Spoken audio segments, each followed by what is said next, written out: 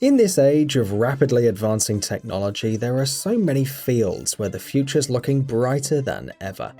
Thankfully, gaming is right at the heart of the revolution, benefiting from advances in artificial intelligence, computing, automation, the cloud, and a myriad of other areas. Let's have a look here at 15 more reasons to look forward to the future of gaming. Cloud streaming. For quite some time now, the cloud has been thought of as the natural next step beyond traditional home consoles. The only limiting factor so far has been the lack of widespread access to reliable, high-speed internet. But in today's era of HD Netflix streaming, so much of our entertainment content is up on the cloud that it's only a matter of time before gaming makes the leap too.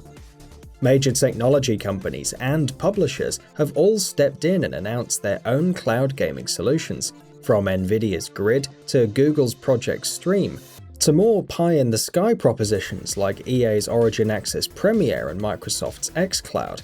With internet speeds racing towards gigabit levels across the world, everyone wants in on cloud gaming. The benefits? A near future in which high-quality, platform-agnostic gaming is just as normal as the idea of watching blockbusters on your smartphone. Console-quality mobile hardware. While mature cloud streaming services are likely to make powerful mobile gaming hardware redundant in the long term, we've still got a ways to go before a truly thin client experience becomes viable in all circumstances. But fear not, until then, mobile hardware's been getting faster and more efficient by the day. With the leap to the 7nm processor this year, SoC manufacturers have again opened the doors to greater levels of performance. 2019's flagship hardware, Apple's A12 Bionic, the Snapdragon 8150, the Kirin 980 and the Exynos 9820 all boast of processing and graphics capabilities well in excess of many entry and mid-level laptops. They are also, of course, faster and radically more efficient than the 7th-gen consoles, against which console-quality mobile experiences have been compared against for so many years. But today, it's no longer surprising to have a device more powerful than a PS3 snug in your pocket. The direct implications of console-quality hardware on software are less clear, however. Considering the continued success of freemium experiences on mobile and the much larger casual audiences than in core gaming spaces, it's unclear to what extent mobile developers will take advantage of all that power on tap. We can still cross our fingers though for an eventual Android port of GTA 4 though. Next-gen hair and fur rendering. There's nothing that's been quite as irksome for such a long time in gaming visuals as the appalling treatment of hair. We've had blocky polygonal hair helmets pushing characters down the Uncanny Valley ever since the first Quake game. Even titles that received acclaim for their character rendering, such as the Mass Effect series, resorted to a constrained palette of hairdos to bypass console performance woes. With the 8th gen well on its way to maturity, one thing that's only going to get better with time is hair rendering. From proprietary options like Hairworks to the open source TressFX and numerous bespoke implementations, developers have finally started pushing hair rendering over the past few years. RTX Ray Tracing. We're normally a bit averse to talking about proprietary solutions, but Nvidia took a huge gamble with the Turing architecture, dedicating a significant chunk of the die area on RTX 2000 parts to machine learning and ray tracing. But why is this important? Ray tracing essentially simulates the paths taken by actual rays of light in an environment, as opposed to the approximations employed by conventional lighting models. A full ray tracing implementation would yield a photorealistic, physically accurate model of light. This is a bit much though, even for the new RTX parts, and as such, RTX enhanced titles, at least the ones we've seen till now, can find themselves partial implementations, such as the ray trace reflections in Battlefield 5. While it's yet to be seen whether developers will take Nvidia's cue immediately, ray tracing is clearly something that we'll be seeing more of in the months and years to come. AI-based upscaling. This is another area that Nvidia's pioneered with the Turing architecture and deep learning supersampling, or DLSS. With the inexorable march towards higher resolution displays, commercially viable 8K displays will reach the market as early as next year, There's the need to coax more out of graphics hardware that's only now beginning to offer good 4K experiences at the top end.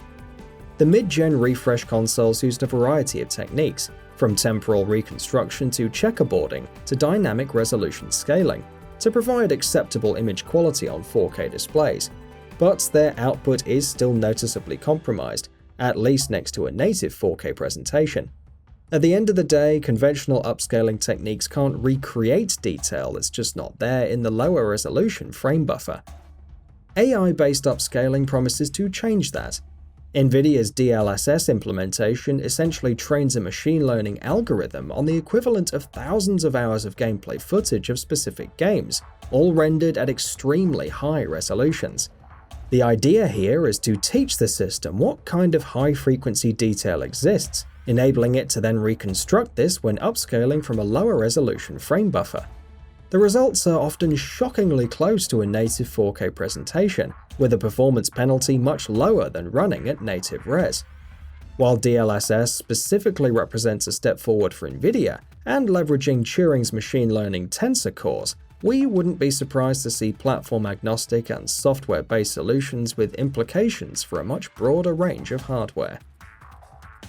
Next-gen anti-aliasing techniques. We're building off existing developments here. Post-processing AA has come a long way since ineffectual early implementations of Edge AA and FX AA.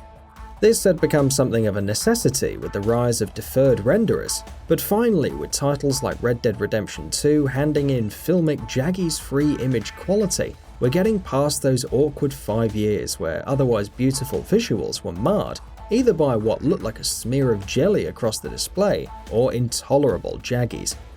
TAA implementations, which use information from successive frames to retain smoothness while you're in motion, are likely to further mature, their superb coverage offset by less and less of a hit to sharpness. On the other hand, AI-based solutions such as the one pioneered on the Turing hardware can learn where aliasing occurs in a frame and then eliminate it. Supersampling quality aliasing at the performance cost of FXAA or SMAA might not be that far away. 8K displays. We're a bit cagey here about whether or not 8K is such a good thing to look forward to. In all honesty, 4K content, especially in HDR, is jaw-dropping. Moreover, outside of gaming, we're only just getting to the point where a viable 4K content ecosystem exists, with streaming services like Netflix and Amazon offering 4K content and an increasing number of movies being available in the format. And this is completely leaving aside the question of diminishing returns in image quality the higher the resolution. But nevertheless, 8K is the way the winds are blowing, and over the next couple of years, we'll be seeing an increasing number of 8K TVs and monitors, first at the high end and then in more mainstream segments. It goes without saying that this means smoother images and higher frequency details, but just how much of a difference it'll have on your gaming experience as opposed to 4K is debatable. Virtual reality. Ah yes, we've heard this before. The new VR renaissance is now. Or wait, give it another 10 years to mature. We've been doing this since the 90s at least. But with the amount of money that's being pumped into VR by Facebook, HTC, Sony and the like, it's likely that that's the next wave of VR. Sure, things aren't looking that great, with news about the Oculus 2 being shelved and a dearth of new VR titles after the initial Bethesda-heavy wave. But VR is fundamentally where gaming experiences need to go. The hardware's slowly catching up to that, and mainstream commercial interest is now in the billions of dollars. While we're not too optimistic about the Vive or Oculus Rift today, we wouldn't be remotely surprised if VR headsets become a must-have by, say, 2025. The future of foliage rendering. Grass and foliage in open-world titles have been getting better and better every year. Middleware solutions like SpeedTree have allowed developers to incorporate lush forested areas into their maps without having to spend too much time working out how to render a tree. SpeedTree itself has been a reliable standby ever since Oblivion's lush vistas blew us away in 2005. New tech such as Nvidia's turf effects, alongside the bespoke solutions employed in titles like Horizon Zero Dawn, is making forest and grass lusher than ever. Turf effects, for instance, actually renders individual blades of grass as polygonal meshes, as opposed to the sprite grass we're used to seeing elsewhere. Photogrammetry, a technique where real-life photos of objects are used to recreate in-game objects, has resulted in some frankly incredible-looking trees, such as in The Vanishing of Ethan Carter. The grass at least looks a lot greener on the other side. Procedural generation. Developers have made use of procedural generation to add detail to games as far back as Elite 35 years ago. The premise behind procedural generation is simple enough. If you don't have the resources to handcraft such a large playable area, use an algorithm to create a decent approximation.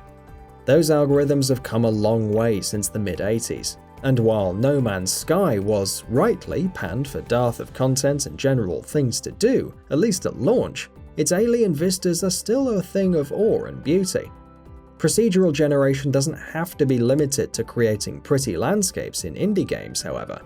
Leverage parallels developments in AI. Tomorrow's AAA games can utilize procedural generation for generating NPC dialogue. Incidental objects like clutter and books could also be added to environments with minimal effort. The possibilities here are endless. AI-based animation. Correctly animating the character and NPCs is a big challenge. No matter how photorealistically you render a character, how it moves has at least as much to do with how real we perceive it to be. Bespoke animations, especially for cutscenes, are a major cost center, making it difficult for indie studios to compete effectively. The AI revolution, however, has touched this area as well. Solutions like Absentia's Nora AI employ artificial intelligence to map animation artists' desired outcomes to accurate musculoskeletal models of the body. The rise of AI could result in a lot more indie and AA titles that feature well-animated characters as opposed to mannequins. Advances in cloud rendering. 20 years ago, heck, even 10 years ago, the sky in-game wasn't much more than a dome and an animated texture slapped on top. The sky box has always received limited attention because, unless you're playing a flight simulator, chances are that's the one location on the map you're not going to visit, unless you glitch yourself there. This doesn't mean the sky and the clouds can't look better though. As Red Dead Redemption 2 amply demonstrates, volumetric rendering of cloud masses can have a huge influence on the atmospherics of an environment. In the years to come, with more hardware grunt on tap, volumetric clouds are likely to become the norm and not the pretty extra in a Rockstar game. Physics-based particles. What's fundamentally wrong with particle effects in games are just how ephemeral they are. If you blew up a wall in real life, those stray bits of masonry aren't going to simply disappear into thin air. They're going to be around, and they're going to interact with you, with the environment, and with other objects. In the years past, hardware physics was a gimmick that basically took a second graphics card you might have and leverage it to simulate those bits of floating paper and debris. As hardware gets increasingly more powerful, more accurate particle simulation is now possible without the need for proprietary solutions. Titles like Dark Souls 3 already make use of good particle and debris simulation, and the situation's only going to get better with time. Augmented reality. While VR might be stumbling a bit of late, its close relative AR has been on the uptick for quite some time now. Much of this has to do with how much more accessible AR is. At the most basic level, you just need to point your phone camera at AR-enabled objects to get information or take action. AR gaming's moment of truth came with Pokemon Go's unprecedented and broad-based popularity. While mobile AR is where most of the action is at right now, mixed reality experiences such as Microsoft's HoloLens and the Magic Leap signpost the direction AR is taking in the future. If we can get those hardware niggles out of the picture, you might be shooting zombies that pop up behind your couch through eyeglasses much sooner than you think. Breaking past the uncanny valley. The final frontier. Graphics rendering is really all for naught if it's not possible, at some point, to render images in real time that aren't readily distinguishable from real life. The trouble with advances in video game visuals is that as we inch closer to photorealism, these smaller details that are missing, the seeming moment-to-moment vacancy in a character's eyes, become more readily apparent. Ironically, these tiny details do more to defamiliarize us from the characters than much larger omissions would. However, the industry's not sitting still. Given enough time, we should break free of the uncanny valley sometime in the middle of the next decade. What this will do to gaming experiences, whether it'll fundamentally alter them, is yet to be seen. And that about does it for this video. If you enjoyed what you watched and want to see more from Gaming Bolt, you can always hit that subscribe button and turn on the bell icon next to it. That way you will never miss any of our videos.